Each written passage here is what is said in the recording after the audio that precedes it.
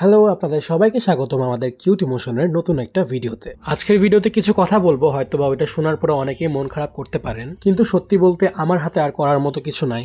আপনারা ভিডিওতে অলরেডি চিন্টু পিন্টুকে দেখতে পাচ্ছেন। যারা আমাদের কিউট ইমোশন ফেসবুক পেজ আর ইউটিউব চ্যানেলের সাথে পরিচিত, তারা অবশ্যই চিন্টু পিন্টুকে চিনবেন। আমি জানি আপনারা অনেকেই কুলফির সাথে চিন্টু পিন্টুকে দেখতে অনেক পছন্দ করেন। আমি আমার হোল লাইফে আমি জীবনে হাঁস পালি নাই, এইটাই হয়তোবা প্রথম, এইটাই হয়তোবা শেষ। আপনারা জানেন হয়তো যে চিন্টু পিন্টুকে আমি কত ছোট থাকতে আনছি। আমি হাঁস পালবো এরকম কোনো আমার শখ ছিল না। মেইনলি আমি ওদের আনছিলাম কুলফির জন্য। একদিন রাস্তা দিয়ে যাচ্ছিলাম, তখন দেখলাম যে একটা দোকানে অনেকগুলা ছোট ছোট ছোট ছোট হাঁস বিক্রি করতেছে। হাঁসগুলোর দাম বেশি ছিল না, মেবি 50 টাকার মতো, আর এত কিউট ছিল। আমি ভাবলাম যে দুইটা নিয়ে নেই, তো কিছু না ভাইবে আমি নিয়ে নিছিলাম দুইটা। দেন ওদের বাসায় আনি, কুলফি ওদের সাথে খেলাধুলা করে। প্লাস হচ্ছে আপনারা চিন্টু পিন্টুর ভিডিও অনেক পছন্দ করেন। আর একটা কথা আমি বলতে চাই, সেটা হচ্ছে যে কোনো কিছু রেসপন্সিবিলিটি যদি আমাকে দেওয়া হয় অথবা আমি যদি নেই, আমি চেষ্টা করি সেটা যেন ভালোভাবে পালন করতে পারি। চিন্টু পিন্টুর দায়িত্ব যেহেতু আমি না বুঝেই নিয়ে নিয়েছিলাম, তাই আমি অলওয়েজ ট্রাই করছি যেন ওদের বড় করতে পারি ভালো মতো।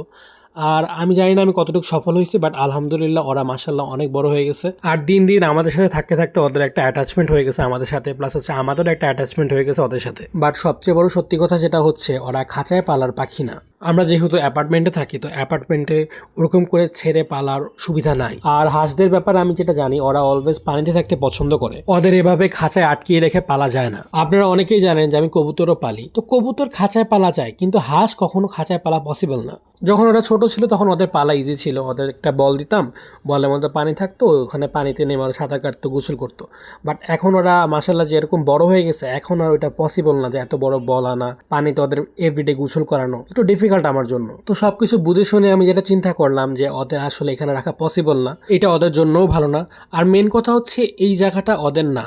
ওদের জায়গা হচ্ছে খোলা মাঠ থাকবে, পুকুর থাকবে, ওরা হাঁটাচলা করবে, ওরা পানিতে সাঁতার কাটবে, ওইসব জায়গা হচ্ছে ওদের জন্য। অনেকে হয়তো বলতে পারেন যে খাওয়ার জিনিস যেহেতু ওদেরকে এভাবে না রেখে খেয়ে ফেলেন। আসলে ওদের খাওয়া আমার পক্ষে কখনো পসিবল না, কারণ ছোটবেলা থেকে ওদের অনেক কষ্ট করে বড় করছি। তো আমি যেটা ডিসাইড করছি সেটা হচ্ছে আমার দাদা বাড়িতে রেখে আসবো ওদের।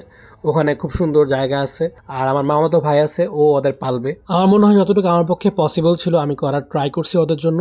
বাকিটুকু দেখা যাক কি হয়। আর আপনারা প্লিজ চিন্টু পিন্টুর জন্য দোয়া করেন যেন ওরা নতুন জায়গায় ভালো থাকে। আজকের ভিডিও এই পর্যন্তই, সবাই ভালো থাকবেন।